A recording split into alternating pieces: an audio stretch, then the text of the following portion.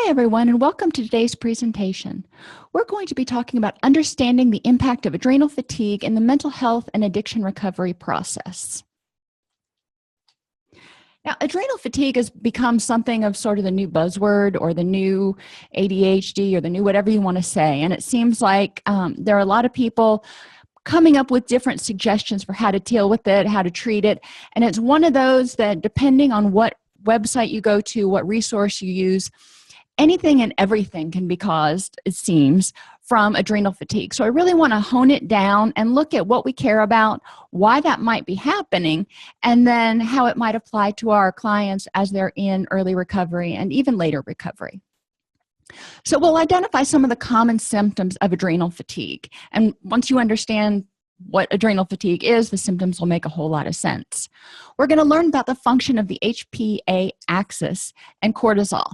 The HPA axis is basically our fight or flight axis. It's our get up and go or relax and go to bed sort of switch mechanism. Then we'll explore how excessive stress may cause adrenal fatigue, and this can be physical or psychological or both, and identify interventions for adrenal fatigue. Adrenal fatigue can cause many symptoms that are commonly classified as depression and or anxiety. For example, panic episodes, fatigue, appetite changes. A lot of the things that we think of as depression, apathy, lack of enjoyment, actually can be caused from adrenal fatigue. We've talked before about how the brain will actually adjust over a period of time. If it's exposed to consistent high levels of stress, it will actually turn down its responsiveness. And this is one of the things we can look at in terms of adrenal fatigue, or as far as conceptualizing adrenal fatigue. So people may start feeling somewhat apathetic, and things that used to make them stressed, make them happy, make them something excitatory, doesn't do it anymore. They're just blah. Standard antidepressant treatment will likely be unsuccessful or less than optimally successful in addressing these symptoms in this situation. So if you have somebody who truly has a serotonin imbalance and they start taking SSRIs and they start feeling better in 4 to 6 weeks, then we know we're dealing with serotonin, and we can maybe give them some information so they can prevent themselves from causing some symptoms. But we've figured out that that's probably what was going on. But if somebody's taking antidepressants, especially if they've been on a couple of different antidepressants and they seem to be, quote, treatment resistant, which I hate that word or phrase, we want to look at some other causes. What else may be going on with this person physically and psychologically that might be contributing or causing these symptoms? It's also important to remember that many people suffering from adrenal fatigue self-medicate with stimulants and may eventually seek relief through the escape that's provided from addiction. So, what happens under prolonged stress? In the normal person, there's a stressor. Something happens. The fight or flight response stimulates or excites the person. So let's take a very benign stressor, weightlifting. Maybe you decided you are going to compete in some bodybuilding competition. So you start working out 6 hours a day, 7 days a week, and not giving your body a break. That's a stressor. We're not even talking about an emotional stressor here. We're talking about a physical one. But the body is having to put out energy. It's having to put out those excitatory neurochemicals to get the muscles to fire in order to lift the weights. In a normal situation, the person eliminates the stressor or the threat. They have a rest day or week, and they have a recovery period. Another example would be, tornado comes through the city. Heaven forbid, tornado comes through the city. Half the city's wiped out. That's a huge stressor. The fight or flight response kicks in, and people are stressed out. They've got to find somewhere to live. They've got to help their neighbors. They've got to deal with what's happened. Once that has been dealt with, whether it's a week or a month, then people are exhausted, and there's a recovery period. It takes people a while to kind of get back on their game, and that's normal for after a big stressor, it's normal for people to take a while to get back to where they feel like they're, operating at 100%. They get tired easier, so they rest. Imagine that. I get in trouble all the time because I'm one of those people who has difficulty sitting still, and my kids were laughing at me because my dog hurt his paw, and he has not moved from the sofa for 3 days. And I mean, it's just a sprain. It's not like it's broken or anything, but he is resting and letting it get better through his recovery period. And he's actually getting better. He was bearing weight this morning. And my daughter's like, see, imagine what would happen if you actually took some recovery time. I'm like, really? Go eat your breakfast. So other examples that people encounter on a regular basis: final exams, obviously, if you're in school. Every semester, at the end of the semester, I would cram for final exams because I was a horrible student. And I would end up getting sick. As soon as final exams was over, my body would just kind of shut down. My immune system was gone, and I would get sick. And I knew a lot of people like this because the body was under so much stress during that period. But then we had a recovery period. If you have a big project at work, maybe you have a grant coming up and you are just burning it at both ends to try to get this out. For the next few weeks afterwards, you kind of coast. It's not like you're going to jump back in and go, okay, that one's out the door. Let's take on this next grant, or let's do something else that's huge and time consuming and energy draining. Most people pace themselves. And that's the way to prevent, one of the ways that we're going to talk about for preventing adrenal fatigue. When there's a big stressor, emotional or physical, if you have a heart attack, you have surgery, that's a big stressor on your body, you need to give yourself time to rest and recoup. In an abnormal situation, there's a stressor or a threat. The fight or flight response happens, and it stimulates or excites the person. The person can't totally eliminate the stressor, or another stressor comes right along. So there's continued stimulation. Adjustment to the high stress, the body turns down the response and says, okay, we can't get upset about all the little things anymore. We're only going to get upset when there's something really, really stinking big that comes along. So the person starts feeling apathy and depression, things that we would think of in terms of a mood disorder, when it actually may be more physiological. Law enforcement officers are very prone to this because, especially if they work in a zone where there is a lot of activity and it's constant, they can have a call, they can get off the call, they can have 5 minutes maybe to go get something to drink, and then they may be on another call. Those days are exhausting. Now, for most cops, that is not every day, so they don't get completely run down. But in some situations, in some cities, that is pretty much every day. So they need, on their time off, they need to be able to actually relax and not be working a second job and trying to juggle 6 other balls in the air. People who are type A will typically take on stressors. They want to do everything. They're high strung. They want to do it right. They want to do it perfectly. And they're going to say yes to a lot of things. And as soon as they finish one project, they're taking something else on. They're not taking a breath, kind of like I'm doing right now. And it's really exhausting just to listen to, let alone do. So, other situations which we may encounter with our clients are clients who have negative self-talk. If they are regularly telling themselves how worthless they are, and how everybody's going to leave them, that is a constant stressor. So they may eventually wear themselves down. And excessive stimulant intake. If you have someone who has been abusing methamphetamine, cocaine, or even to an extent caffeine, and I shouldn't admit this, but I will. When I was in college, I would drink so much caffeine, especially during these final exam periods, that when I would drink caffeine, I would actually get tired. It just didn't even work anymore. It's not like I got desensitized to it and I could drink 3 Starbucks or something. I would drink it and I'd actually get sleepy. That's what we call a clue.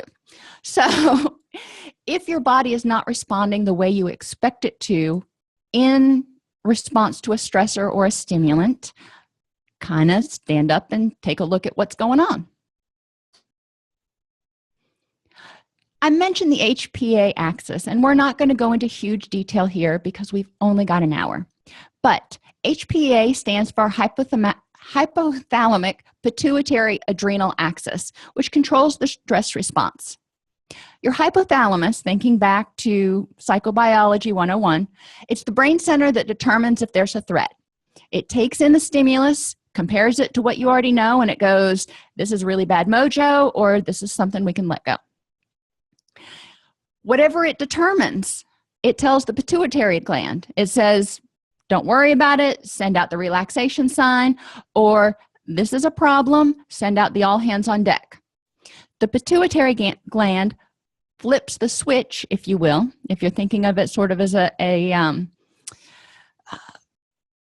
relay system. And the pituitary gland tells the adrenal glands, there's a problem, we need to start sending out everything and send out the message that all hands on deck, and we need to prepare to fight or flee. Dysfunction anywhere in the system can cause the person to be too stimulated, stressed, or anxious, or not stimulated enough, or what we typically call depressed. So again, I'm pointing out the fact, and I'll use the word depressed a lot more in this than I probably use in my presentations on depression, because we use that term so loosely that I want people to really look at what their symptoms are. What are your symptoms of depression and what's causing them? When people are under significant stress, adrenaline and cortisol levels remain high. So people with PTSD, people who are under a lot of stress for whatever reason, they've got that big project at work coming up or whatever it is, they're not able to completely turn it off. So their adrenaline and cortisol levels remain high. This interrupts the natural 24-hour cycle of cortisone levels. So the person is basically permanently alert. I don't think any of us want to be permanently alert. I like sleep a lot. What happens is they may fall asleep, but they also may wake up in a very anxious state or panic attack. In the middle, there's early stages of adrenal fatigue, mid stages, and late stages. In the middle stages of adrenal fatigue, when the adrenal glands are starting to really struggle, is hypothesized that they may sort of sputter, if you will, and they're supposed to be sending out cortisol, and they're not sending out as much. It's a trickle now, but every once in a while there's a gush, and that gush can be a panic attack, and it can come at any time for no apparent reason, at least in the person's mind. They're just like, I woke up and I was in the middle of a panic attack. So restless sleep is a sign. Restless sleep can also contribute to adrenal fatigue because your body's not able to rest and repair. Difficulty maintaining blood sugar. In the late stage of adrenal fatigue, cortisol levels are too low. The thermostat is just completely turned down. The body has said, I am not responding to anything except for a herd of elephants parading in here. It's trying to protect itself from burning out. It's like, I can't take it anymore. I've had as much stress as I can possibly handle. The person at this point is probably just barely getting through the day, and any stressor, anything that would normally be like a 1 on a scale of 1 to 10 will just send them into complete crisis. So the thermostat is turned down. Cortisol is responsible in part for maintaining blood sugar, though. So people with adrenal fatigue may find that their blood sugar is all over the place. Now, what do we know happens when blood sugar gets low? For some people, they start to get shaky. They start to feel dizzy. Very similar to panic attack symptoms. So if someone's had a panic attack, they can worry that a panic attack is getting ready to happen and actually work themselves up with negative self-talk into a full-blown panic attack. So blood sugar all over the place. What have we talked about before with maintaining blood sugar for panic, for depression, whatever? It's important. People need to eat throughout the day. And you'll find when we get down to interventions, most of these interventions are not surprising. And most of these interventions we've talked about before. So whether you want to label something as adrenal fatigue or label it as, let's look at taking better care of yourself so your body can support your recovery, that's going to be up to you and your style. Excessive fatigue, apathy, and depression. In the later stages of adrenal fatigue, your adrenals become unable to produce enough of the hormones that you need. And things that would normally get you excited, and that can be happy excited, sad excited, happy excited, scared, angry, or even affecting your libido, none of that's there. You're Eeyore. You're just there trying to get along, trying not to just completely lose it. Eeyore never lost it. He was always pretty level. But you can see what I mean when we're talking about the later stages with fatigue. People with later stages of adrenal fatigue may do simple things like clean the house. And I'm not talking spring cleaning, I'm talking vacuuming. Or go grocery shopping and come home and just be exhausted. Whereas normally they could go and shop all day long. So it's a departure from what they would normally get exhausted doing. This could mean that your levels of cortisol, along with other neurotransmitters like adrenaline, are lower than they should be. That could be due to a variety of things. Again, it could be the adrenal gland is not functioning well because it's exhausted. It could be that nutrition was poor, so your body couldn't make the neurotransmitters. We don't really know what's going on, but we do know that people who are subjected to extensive stress or excessive stress, so it's moderate stress over a long period of time, or a whole lot of stinking stress, just 1 or 2 times even, can just completely overwhelm the body. Emotionally, like I said, the person's barely holding it together. Any stressor becomes a crisis. And the person has apathy about or inability to handle even minor stressors due to low hormone levels associated with late-stage adrenal fatigue. The adrenals can't keep up, and the demand for cortisol, adrenaline, and norepinephrine production needed to address the stress, it's not there. The hormones that regulate the stress response and allow us to increase our strength, focus, and awareness when we need it are deficient or absent. So people are feeling weak. That can be partly low blood sugar, that can be partly not getting enough sleep, and that can be partly not having the hormones and neurotransmitters necessary to make those muscles contract and feel strong and energetic. Focus is the same way.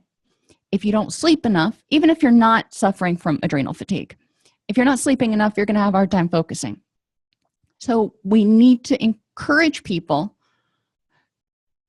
to focus on their health and wellness. And there are a lot of books out there, there are a lot of websites out there, like I said, that attribute anything and everything under the sun to adrenal fatigue, and they want you to cut out everything processed and drink only spring water that's bottled a certain way and add all these herbs, and that may work for some people, and that's obviously a personal choice between them and their healthcare physician. But there are a lot of things that we can do to eliminate our lifestyle stressors that contribute to this.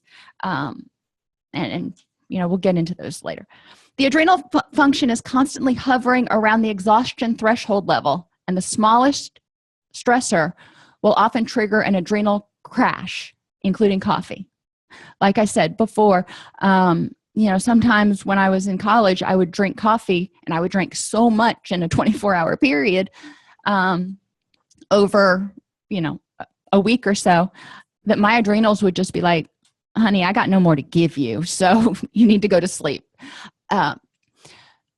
This is important for people to be aware of. This is important for us to be aware of when we're talking with our clients about what supplements they may be taking. If they're taking pre-workout supplements, if they are taking certain herbs that are known to be stimulatory, it's important. I wonder if that's even a word. Anyway, I get distracted easily. It's important to understand that if the body is not responding how you would expect it to, especially for your person, then they need to take a look at what's going on. Immune system issues. Cortisol also has an anti-inflammatory effect that helps regulate the immune system. A lot of people, when they have adrenal fatigue, will have joint pain and flare-ups of gastrointestinal stuff. Lots of belly aches, lots of joint pain. Cortisol is kind of neat because when you get a scratch on yourself, cortisol comes to the rescue and prevents that scratch from becoming this huge black and blue mass. Which brings me to people with adrenal fatigue often bruise easier. Just being aware of what cortisol does and what their symptoms are and how to help people minimize their stress, because it all comes down to minimizing the frequency and intensity of that fight or flight response. Food cravings. Fatigued adrenals produce less and excrete large amounts of important minerals in the urine. There's an imbalance in minerals like sodium, potassium, and magnesium in people's blood if they have adrenal fatigue. So they'll have cravings for food that will replace the minerals that we've lost. Like chocolate is really high in magnesium. Who knew? Just another reason why chocolate is so awesome. Peanut butter can also be high in magnesium, and salty foods, because as the adrenals are producing less cortisol and the body is starting to excrete more, we're getting dehydrated, salt levels are getting out of whack. Sodium potassium imbalances can cause heart problems. So people with adrenal fatigue may have heart palpitations. One of the things we worry about in clients who are bulimic, especially anorexic to an extent, but definitely bulimic, is the sodium potassium imbalance, because we can see a lot of really negative side effects of that, especially in terms of heart attacks with those patients. So we keep talking about these stressors, but what is a stressor? It is anything that causes your body to speed up, deal with a threat, or do work. Hey, doing work is a stress. You can tell your boss that. Mental stress, anxiety, fear, or anger are stressors. Physical stressors include exercise, recovery after injury or illness. Even digestion is a little bit of a stressor. I mean, obviously, it's not a huge stressor and it's probably not going to cause any major problems for anybody ever. But it is something that causes your body to do work. So it is technically a stressor. Other stressors are things that prevent your body from recovering. So if you're preventing a wound from recovering, my kids are horrible about picking their scabs off. And I'm like, that is not going to heal if you keep picking your scab off. Same sort of thing that we're talking about here. If your body has responded to a stress and it needs to recovery, if you keep adding more stress on top of it, it's like picking that scab off. It's never going to heal.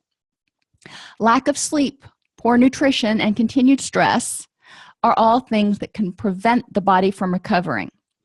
Some of the things we can look for in our clients would be, again, the type A personality.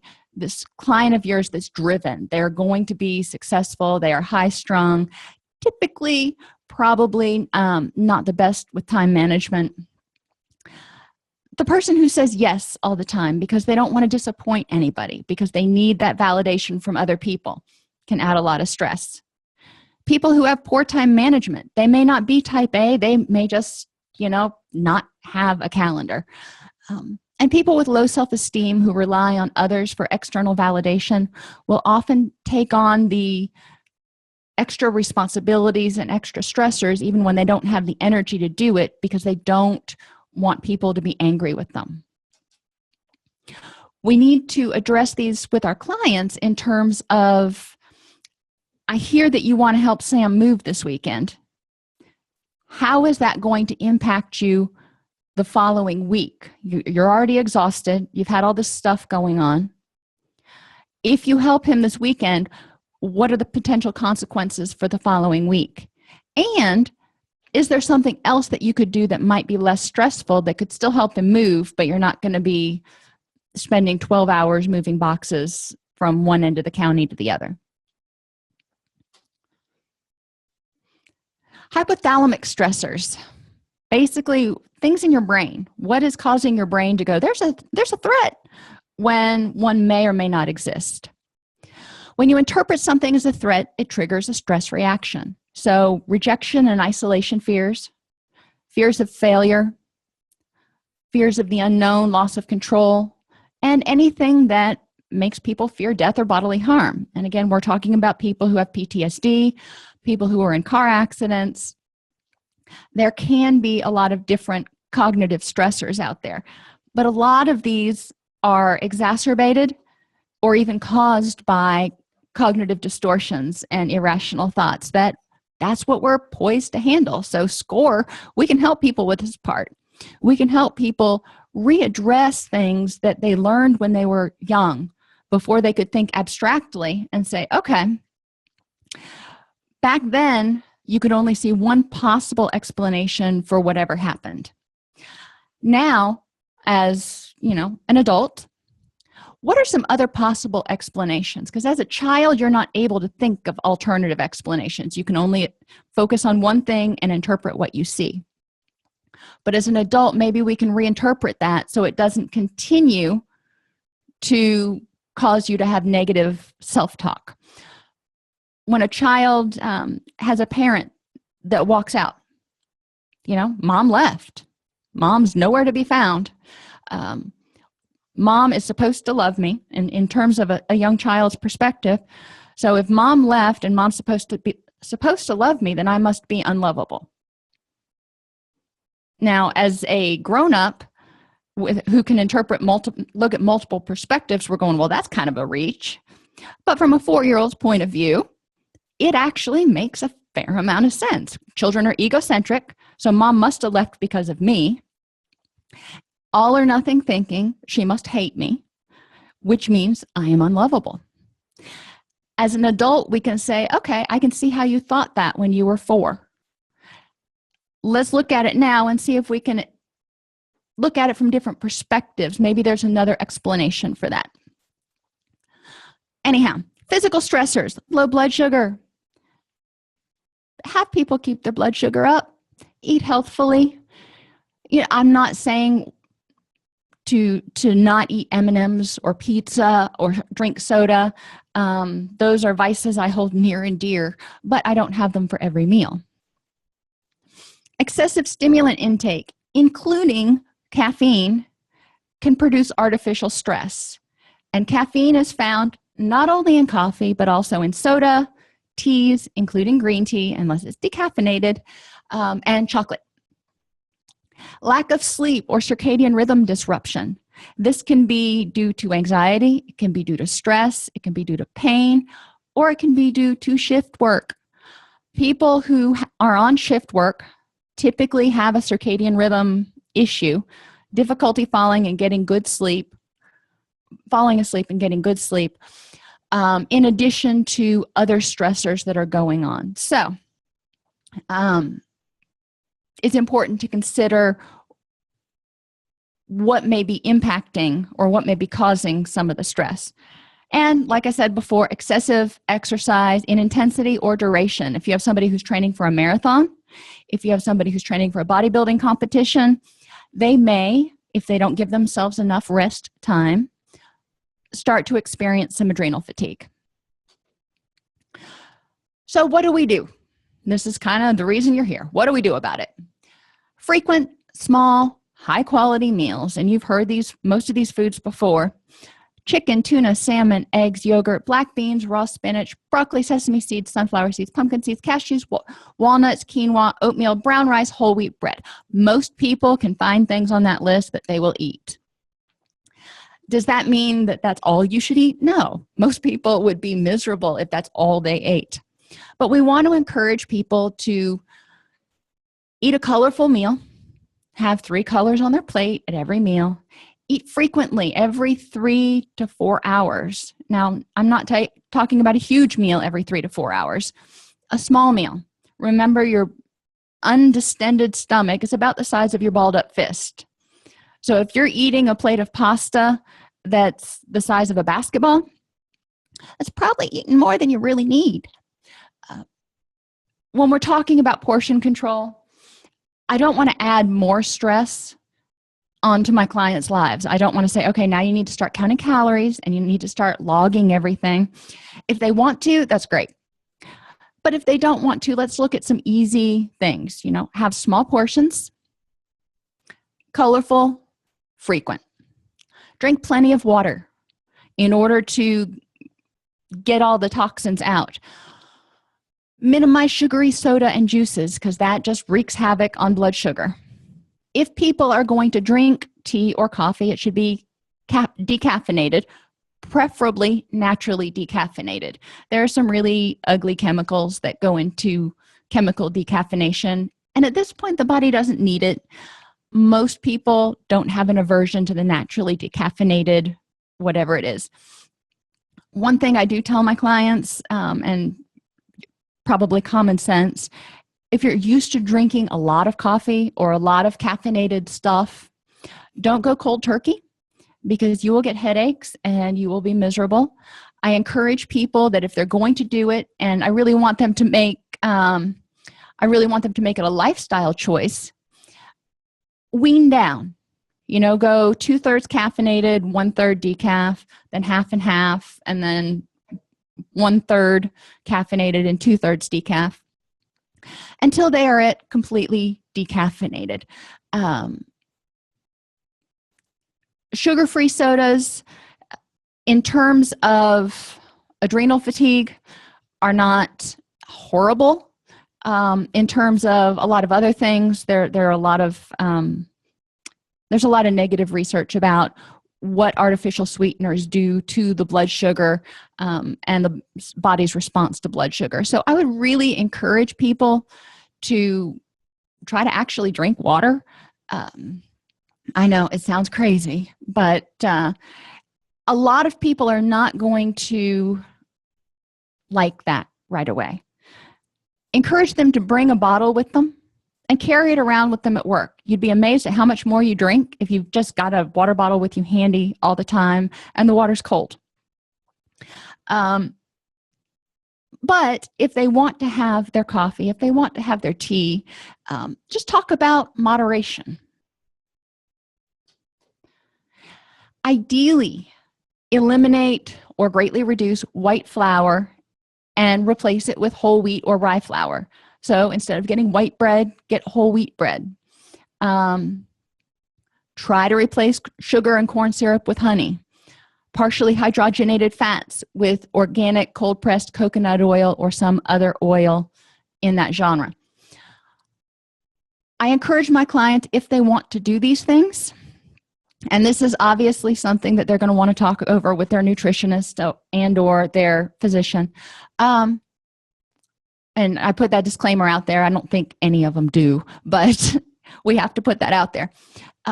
If they're going to try to make a change, do one a week. So if they're going to try to reduce how much white flour they're eating, great, good for them. Let's focus on white flour this week and not worry about the sugar and the corn syrup and everything else. Too many people wake up on a Monday morning and they go, I'm going to start living healthfully today. And they clean out their cabinets and they just completely turn their life topsy-turvy to start living this completely pure, healthy lifestyle. And their body goes into shock. But they're also not going to enjoy it as much. They will, when we talk about motivational interviewing, they're going to miss the things that they don't have anymore a lot of times. So I encourage them, make one change a week or even one change every 2 weeks. Rome wasn't built in a day. It's not going to hurt if we, do this gently. Encourage them to keep a food diary.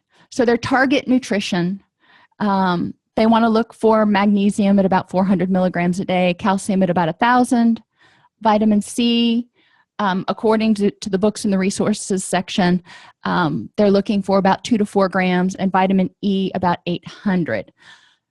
Whenever clients start looking at nutrition, if they're not getting it just from what they're eating, if they're looking at starting to take supplements, I urge them, and I do urge at this point, I urge them to talk it over with their doctor, because some of these things like vitamin E in large amounts and magnesium can be toxic.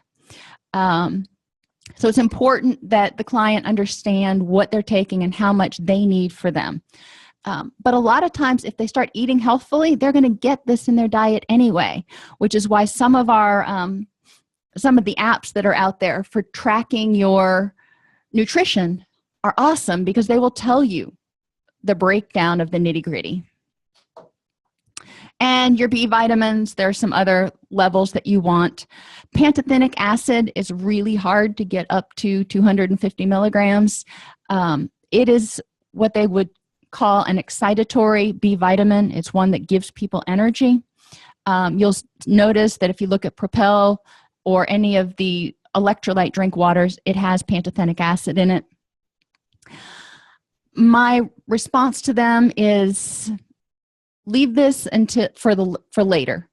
B vitamins are water soluble, so most of the time if you take a mega dose of it, you're just going to pee it out anyway, and it's not going to do you any good. But let's see what we can get through good eating and good health practices first, before we start adding a whole bunch of other pills and stuff that you're taking. Sleeping, creating a routine. I sound like a broken record. People need to have a wind down routine. There are apps you can get for your iPhone, for your iPad now, that will actually turn down the brightness and switch it over from a blue hue to a red hue at a certain time of night. You can set whatever time you want it to dim down. The blue tint in the lights, and I'm missing the word that I'm looking for right now, but like in lights that you have at the office, in the fluorescent lights that tend to be kind of harsh, the daylight bulbs, they encourage you to stay awake. They discourage the release of melatonin. So we really want to switch over to those soft colors, the more orangey tints, and reduce the light level as much as possible within an hour or two of going to bed. So not like right before bed. You want to give your body a chance to start secreting the melatonin. One of the gotchas in this, and it gets me a lot, is bathroom lights, because people will get all calm and relaxed and they'll be like, okay, I've got to go brush my teeth and wash my face and get ready for bed. So they walk into the bathroom and they turn on like 1,000,000 watts of lights. No. If you save your getting ready for bed routine until after you've wound down, try to use a nightlight or a smaller light that's plugged in the bathroom. And likewise, if you get up in the middle of the night to go to the bathroom, try not to turn on all the lights in the bathroom, because it tells your body, hey, it's time to wake up. The sun is amazingly up. So create a sleep routine. Keep the lights low from 2 hours before you go to bed, and then as dark as possible when you're sleeping. And then when you wake up, obviously you want it to be bright. Naps under 45 minutes prevent you from, or at least significantly improve the chances that you're not going to mess up your circadian rhythms. So, you don't want to get into that deep sleep. Mild to moderate exercise, 30 to 45 minutes, 3 times a week. And why did I say specifically that? Because you can tell somebody mild to moderate exercise, and that can mean, for me, a moderate exercise would be going and running 5 miles 6 days a week. That's probably not going to give my body enough downtime from exercise if I am suffering from adrenal fatigue or getting over an injury or something like that. So being more specific about, let's kind of cut down the exercise. We still want you to have the serotonin release, relax the body, increase blood oxygen.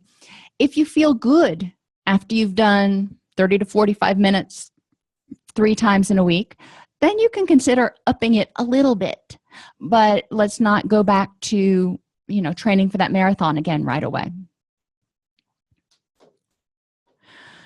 As clinicians, we can help people address their negative cognitions, manage their time better, encourage them to keep an energy log, or you can call it an energy suck log. keep a log of everything they do for a week, and then identify which things drain their energy and which things bolster their energy. Now, you can't necessarily eliminate all of the things that drain your energy. I really detest putting away laundry, but I can't avoid putting away laundry forever. I don't mind doing it. I just hate putting it away. I have a mental block with that. There are little things, and these little things that we dread drain our energy. So how can you make it less aversive? How can you make it a little bit more pleasant to do so it doesn't drain your energy if you have to do it? If it's something you don't have to do, then stop doing it. Imagine that. Now, some people are going to say, oh, well, exercise is an energy drain, so I can't do that. And in excess, exercise can drain energy. And as your body gets used to it, it can drain energy. If you haven't exercised for 10 years and you go to the gym and work out for an hour and a half, yeah, you're going to be stinking exhausted.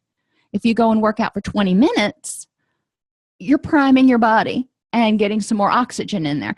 So it's all about figuring out limits, moderation, things that many times our clients are lacking. They'll either not do something at all or they'll do it full bore. The things that bolster your energy, let's do more of those. If it gives you energy to go out hiking in the woods, then maybe plan on doing that once a week. Encourage our clients to do a mind-body scan first thing in the morning when they wake up. What are they thinking? What's their mood like? Are they a negative Nelly or are they feeling pretty happy? Are they able to focus or do they feel foggy? How does their body feel? Is there pain? Is it lethargic? Does it feel heavy? Do they feel energetic? What's going on? Repeat that again before lunch, before dinner, and before bed. Why did I choose those times? Because those are anchor points within the day. Everybody gets up, hopefully. We're hoping, especially if they're trying to eat better and maintain their blood sugar, they're going to eat lunch and dinner, and everybody goes to bed. So those are times of day that are anchored for everyone, that they can remember to do this mind-body scan.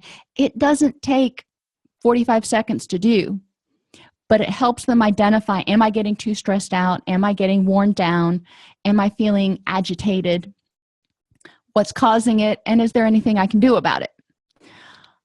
Once people start becoming aware of how they feel, oh my gosh, what a concept, they'll find that they tend to be kinder to themselves. Instead of pushing through, they may go, I'm feeling really foggy right now and I'm tired. I'm going to be much more productive if I pick this up in the morning. So encourage that mindfulness, that mind-body scan. You may even encourage people to write it down.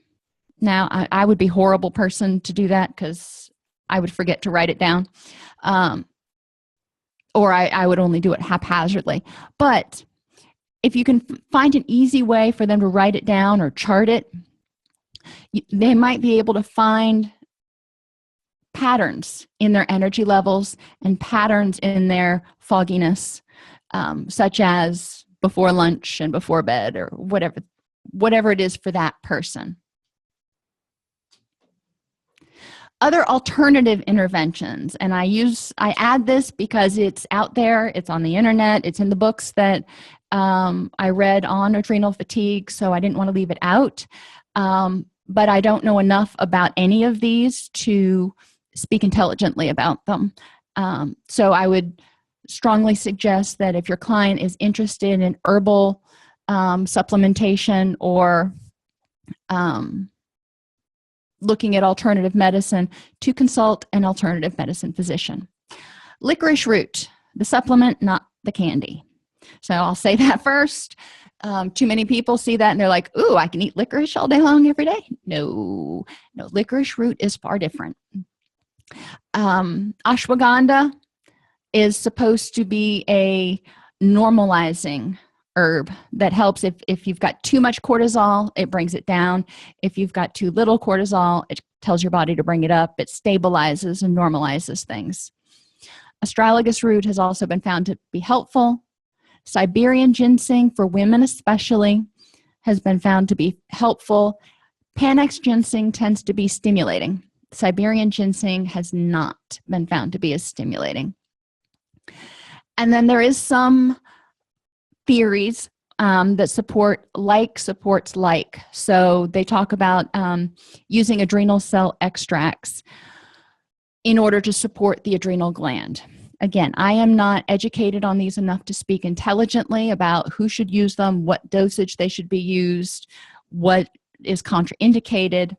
It is out there, and your clients may read about it and ask you about it.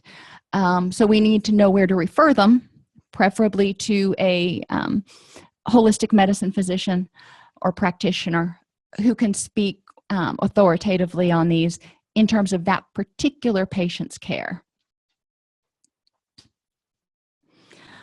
So some of this information, thinking about clients that you've worked with over the past week, are there one or two things that you're thinking, you know, maybe this isn't just simple depression as we were thinking about. Maybe there is a adrenal component or a biological component to it.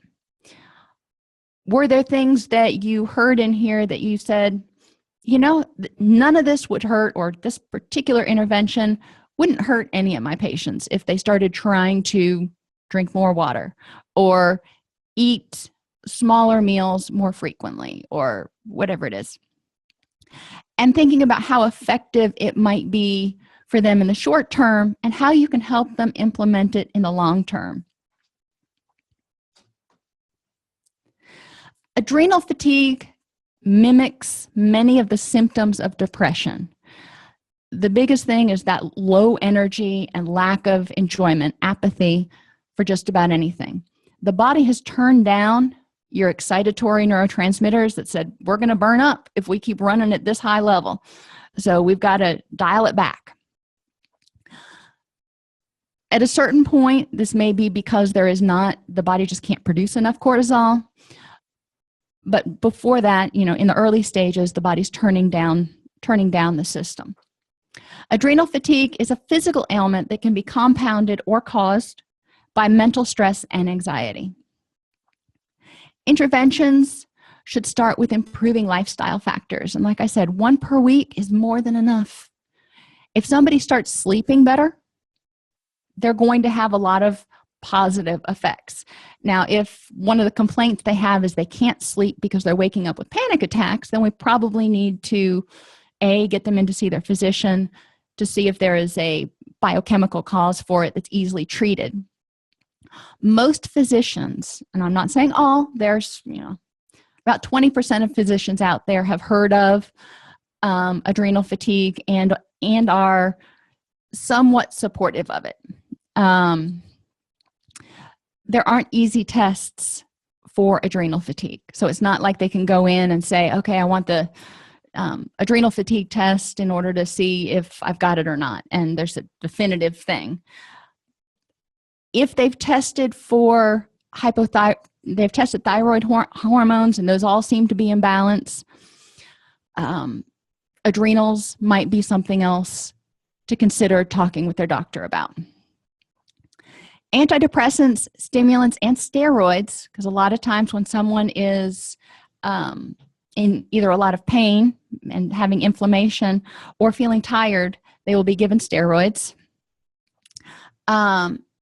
These typically have little effect on adrenal fatigue because there's just no more cortisol to give. You cannot squeeze blood from a turnip. And these may actually even make it worse.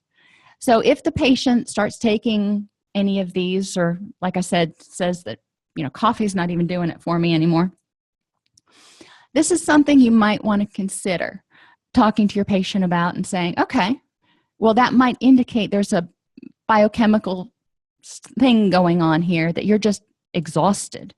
And sometimes instead of saying adrenal fatigue, which sounds very, very overwhelming, or worse yet, HPA Axis dysfunction, which sounds completely scary, we may just talk about total bodily exhaustion. and how the body's response, the brain wants to protect the body. So let's look at how this makes sense. If you're completely worn out and you're drinking coffee to try to push yourself through it and there's just no more gas left to give, the body is making you shut down. It's trying to protect itself. I'm out of gas. You can't make me do anymore. Helping them understand the functional nature of it, and how their body can recover if they give it time. They need to give their body time to recover, whether it's from emotional stress, job stress, relationship stress, whatever they want to label it. It had an impact, and they do need time to recover. So there is a host of resources, and these are also in your classroom, so you can click on the links really easily and go and look and see what's available and what's there. It does give you some information. Like I said, some of these will attribute every symptom under the sun to adrenal fatigue, and talk about some very alternative and extreme interventions. Most of our patients, if we can even help them just start living healthfully and taking care of themselves, it's going to be important. Now, a question comes in about how hypothyroidism fits into adrenal fatigue. Symptoms of hypothyroidism are very similar to symptoms of depression. So if the thyroid is dysfunctioning, then you're going to have someone who has dry skin, constipation, exhaustion, fatigue, wanting to sleep all the time. Adrenal fatigue has some very similar symptoms. So we're talking about effective differential diagnosis. If somebody goes in and has a thyroid test done and everything comes back normal, and a lot of times what they're told is, it's all in your head, just go home, chill out for a while, and you'll be fine. And they feel like just regular chilling out isn't doing it. And that's true. That's probably true. There's more to it, to whatever's going on that is causing their stress and draining their adrenal system. So I want to know, why are they on constant overdrive, physically or emotionally? Once you can start eliminating that, people will often start feeling better. Ideally, you'll be working in a multidisciplinary team, but even just the things that we can do, helping them with their cognitions and pointing them in the direction of resources to educate themselves about proper nutrition and just general health and wellness behaviors, will do a lot of good for a lot of our patients.